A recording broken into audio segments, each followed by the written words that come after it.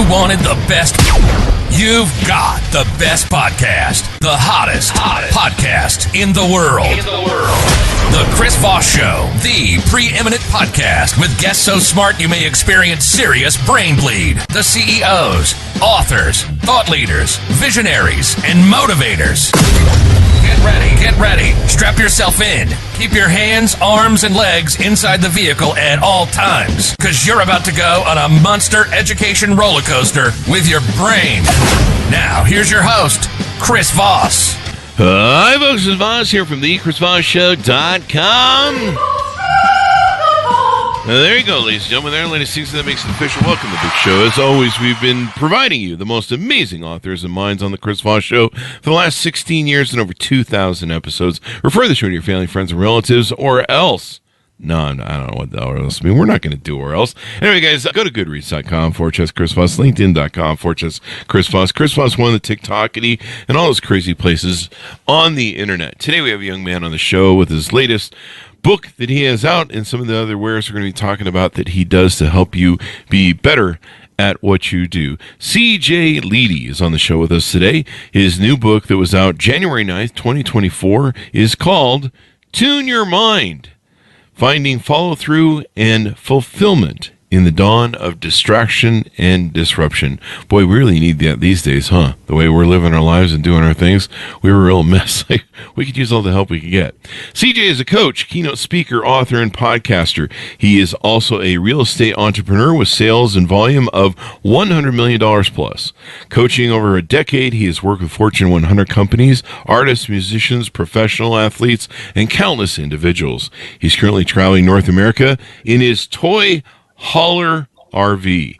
And he has hobbies of being a private pilot, a real estate investor, guitarist, snow skier, and struggling surfer. I'm not sure what the struggling surfer means, but we'll find out. CJ, welcome to the show. Thank you, Chris. Appreciate you for having me. There you go. Do we need to get a struggling surfer coach on the show for you? Is that? I think we might. That I've hung it up actually as of a month ago. I got rid of my surfboard because I'm in Utah now. Oh, I was in California for about 5 years, and then I bought an RV and have been traveling for 2 and stopped here in Utah where we just bought an RV park that we're doing kind of a health and wellness spin at here. So there you go. I'm hanging up the surfboard for now. Which part of Utah? It's about an hour south of Salt Lake. It's a town called Nephi. Yeah, Nephi. Familiar? Yeah. Been past there a million times between Salt Lake and Las Vegas. So give us your .coms. Where can people find you on the interwebs to get to know you better? You want them to check you out? Yeah, you can find me at cjledy.com. So it's cjledy.com. And you can also find me on my podcast, Mindset is Art. I've got my book, Tune Your Mind. Chris already mentioned Finding Follow-Through and Fulfillment. That's a little blurry. The Dawn of Distraction and Disruption. I'm sure we'll tag it in the show notes, but that's you can find that on Amazon. You can find my audio book as well on Amazon, which was just released about a week ago, which is exciting too. Yeah, and I do speeches and the like. I've got a couple coming up. I'm speaking at an event in a week in Minnesota. It's a music festival for mental health awareness and suicide prevention. So I've got a keynote that I'm speaking at there and a couple other things, but that's the main. Those are the highlights and where to find me. There you go. So give us a 30,000 overview. What's inside your book? It's called Tune Your Mind: Finding Follow-Through and Fulfillment in the Dawn of Distraction and Disruption. So it's really about dealing with what we've got going on today. Like you said in your introduction, it's something that everybody can use. I think we're all inundated with distractions and the way that the world is moving and the rate at which things are changing economically and the way that we do business and all the things. There's many disruptions as well. So being in tune mentally is a way to adapt to the changes that come about and really to embrace this new era that we are thrown into. So there's lots of potential and lots of opportunities there. So my book really talks about a 3-step process for how to orient your thoughts around the things that are important to you, whether that's your career or your health or relationships. You choose one specific aspect, and then there's a mindset sound check that figures out how are you currently thinking about that. So it's kind of like tuning a guitar. First, you figure out what pieces are out of tune. Then I give you a couple specific tools based on the areas that you might be a little bit weak in and teach you how to tune your mind. There you go. Tune your mind. because there is a lot of noise and distraction, especially with social media and our phones and yada yada yada, and the news and the sky is falling, all that sort of stuff. And I like how you use the analogy. You're a guitarist, I think, right? So we talked about in your bio. I like how you use the analogy of the guitar.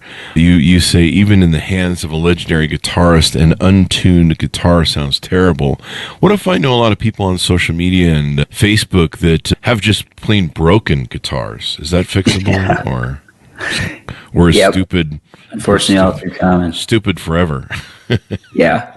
Everybody comes with a different guitar in their hands or their head, but I think that everybody, even people who maybe don't have the best processor from the beginning, as long as you can direct it wisely and intelligently, I think that it's not how good your guitar is, it's how good you are at playing it at the end of the day.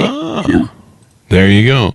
Slowly my guitar weeps. There you go. Right. I'm not sure what that means, but yeah, and you're right. If I'll watch like, there's one thing I for some reason can tell when a piano's out of tune. I don't know why. I have a weird thing about it, but I'll be watching people on TikTok or some other place, and they'll be playing piano and doing whatever their lives and stuff, and I'll be just sitting there just going, oh my god, that thing's so freaking out of tune. I just want to throw myself. Just want to throw myself. You got a good ear. Yeah, I guess, I don't know, but it seems to work, and it's but I'll hear it and it'll drive me nuts, because it used to drive me nuts on my own piano, where if a couple keys fell out, I'd have to call the guy and be like, you got to come over and fix this. Yep. It's not that far off, Chris. It's off, I can tell. And it's not like I'm a great pianist. I don't know. I grew up listening to piano from my grandmother, and I just know. Tuning your mind. You also espouse that your mind is your most valuable instrument, although for some I'm wondering about on the internet. So how does your instrument sound, and how do we keep it tuned? What are some concepts you talk about in the book on how to tune this darn thing, and how do we keep it from getting out of tune, I guess? Yeah. So like I mentioned, you can choose an important aspect of your life. So let's take your career, for instance. So within the tuning section, like I said, it's 3 parts. The first, you figure out if you're in tune or out of tune. Then the second part, we figure out how to tune it. So let's say you take your career. There's 5 different strings that I refer to in the mind. One is passion. So it comes from understanding the purpose and the meaning behind what you do. So essentially you go through and you ask yourself those questions. Why is this important? Really define and refine your sense of purpose, which helps to tune that string in your mind. Then the next string is clarity. So it's understanding where you're going. So do you have a clear long-term destination, and do you know the strategy to get there? And then the third one is momentum. So it's understanding how much action and energy you need to be putting in to be successful in your career. Is that 40 hours a week? Is it 50? What type of energy levels do you need to show up with? So it helps you with a few tools if you're falling short there too.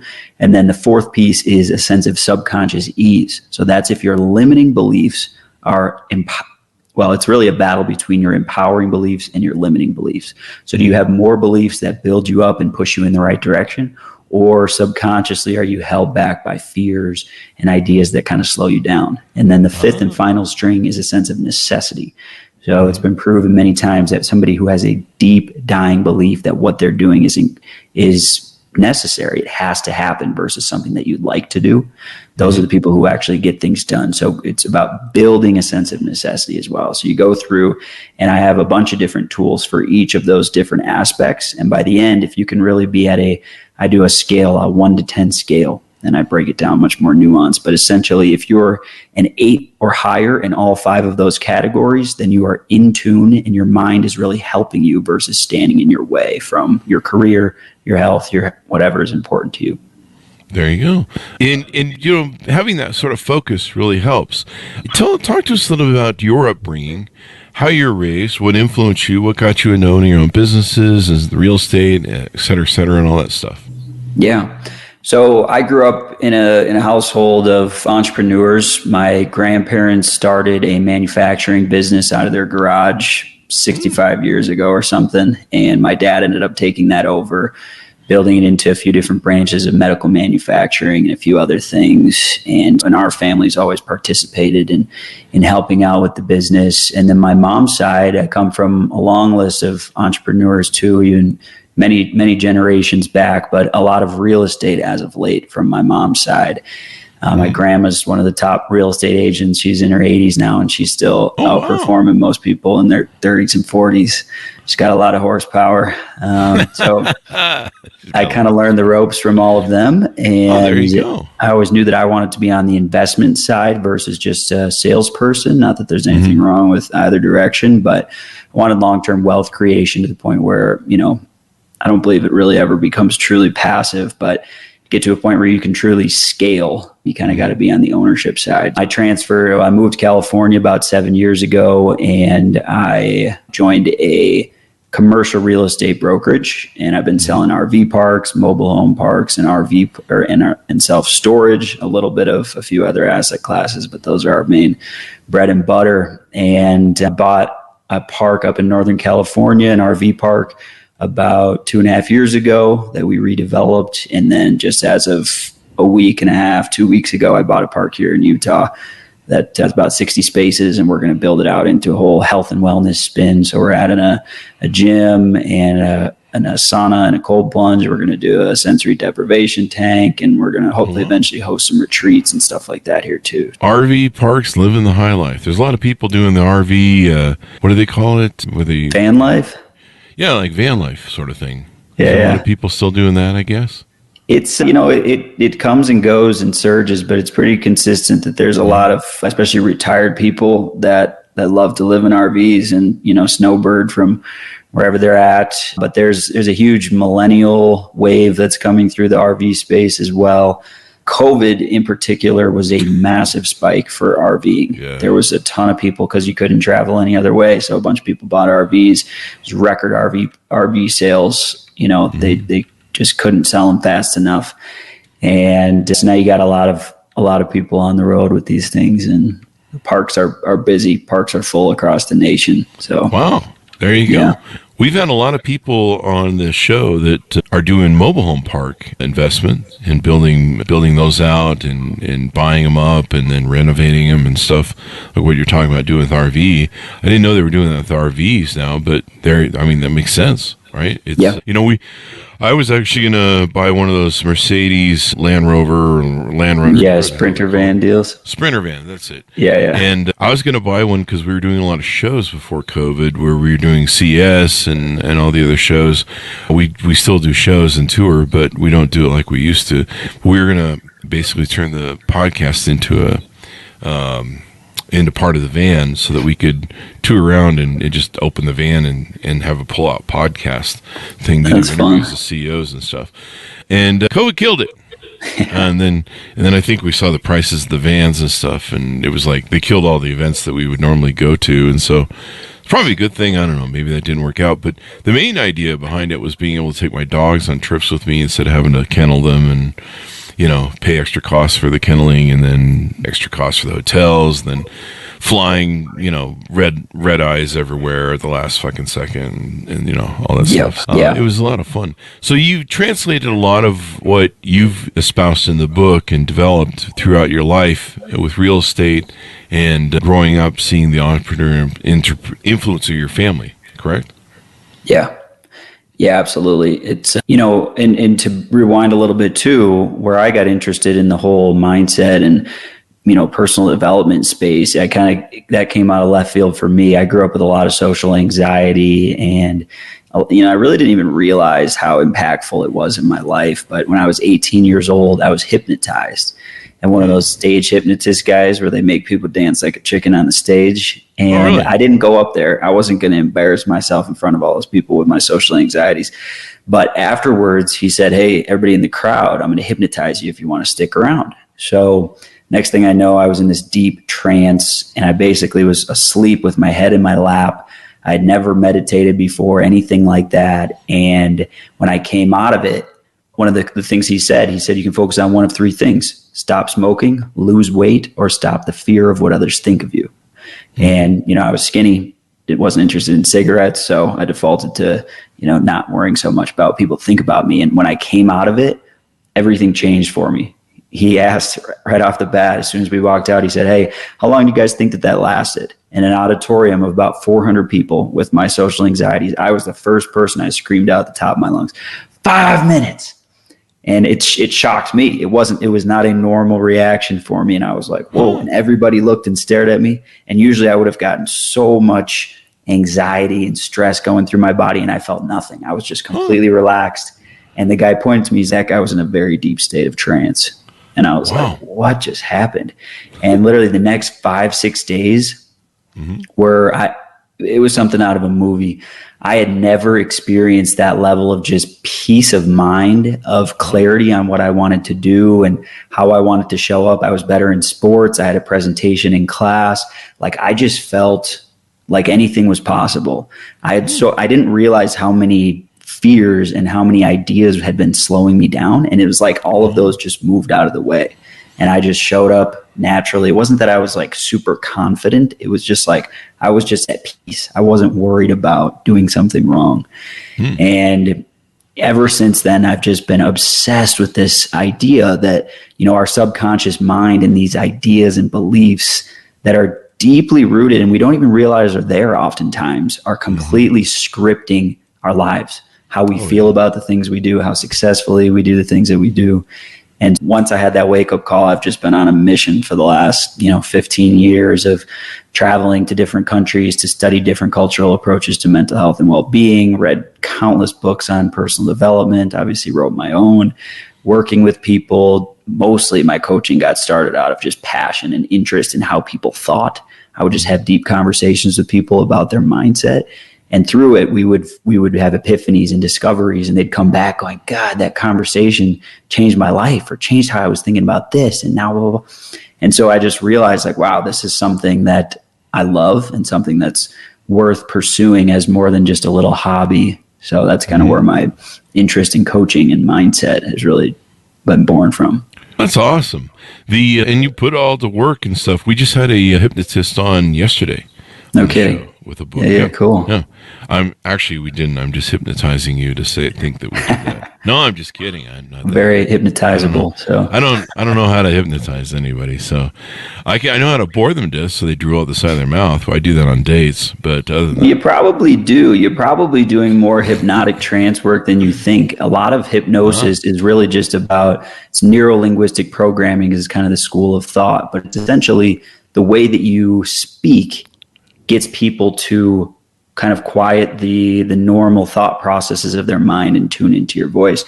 And because you're a great podcast host, you're probably using a lot of hypnotic trance patterns just without ever realizing it. I think the problem is that on the dates, I'm using my hands like this, going, yeah, it's distracting from go to sleep or something. I don't know. Yeah. I'm just doing jokes here, people. Work on that too. Yeah, the jokes or the hypnosis. So yeah, you gotta love it. What are some other techniques maybe we haven't explored that are inside your book? Yeah, one that I really like is called the why, the what, and the how. And it's really a process that you can do just in about 30 seconds, but it helps you to really prime your mind and get rooted for something that's important to you. I like to do it before the gym or before I sit down to work or do a podcast or something. So the first question is the why. So why are you doing what you're doing? Just spending a few seconds to say, I'm going to go work out because health is important to me and I want to be, fit in my old age and blah, blah, blah, blah. And you say, what am I going to do? And you just think about it for a second. You see yourself doing that. So if it's a workout, you see yourself doing the exercise, pushing yourself maybe a little bit farther than you normally do. And then coming out the other end or even 5 years from now in like great physical shape. You just envision that for a second. And then the final piece is the how. So how do you want to show up mentally? So that's really about just taking a second to say, okay, if I'm going to go do a workout, how do I want to feel? I want to feel energy. I want to be excited that I'm here. I want to push myself. So it's like just spending a second to think through those three things. It connects you to your identity, a purpose and meaning behind why you're doing it. It connects you to a sense of strategy. You see the what, and then it connects you to your physiology and your emotional state. And it helps you to just prime yourself. And like I said, you can do it in literally 30 seconds. You just think, why am I doing this? What am I going to do? And how do I want to do it? And even if you never think about it again for the rest of your workout or work day or whatever it is, the more you start to practice priming your mind to show up in the way that you want to, the more that naturally becomes a subconscious habit, and it just happens without your influence. So there you go. You set it up to where you can constantly build it out. You get the habit forming thing that you do. So you kind of just keep doing that for a while until it sticks then.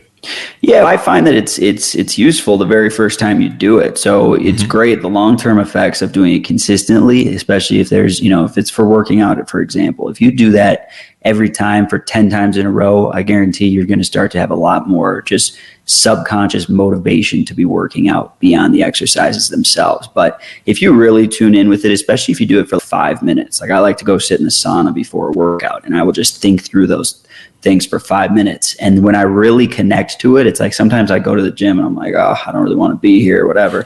But if I really connect with those pieces and say, why is this important to me, and really feel it, I always come out of the sauna like ready to go, or at least in a better state than I was coming in, So just those, I do believe that each day you do it, you will have a positive effect literally right afterwards. But I think long-term is really where it pays off. Definitely. Identifying for your brain the why of why you want to do something, as you put it, putting it into your identity.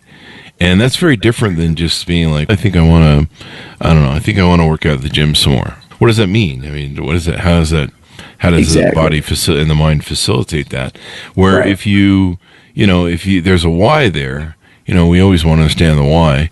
If there's a why there, you go, okay, well, this makes sense as to why this is important and what's the value of it to me. Instead of just being like, I just want to go to the gym and get some muscles or something. Totally. You've got a whole lot more input that you've done in there and that you can work with. Talk to us about some of the things you have on your website. I know you've got your podcasts, you've got coaching. Talk to us some of the offerings that you have on your website that you offer to people. For one, I've got a little quiz that I can send to you. If you got some show notes, we could throw it in. But through this quiz, it's the mindset sound check to figure out, is your mind in tune within an area. You get to choose whether it's your work or your health or whatever. You pick an area, and then you go through and ask yourself these 5 different questions to figure out if you're in tune or out of tune.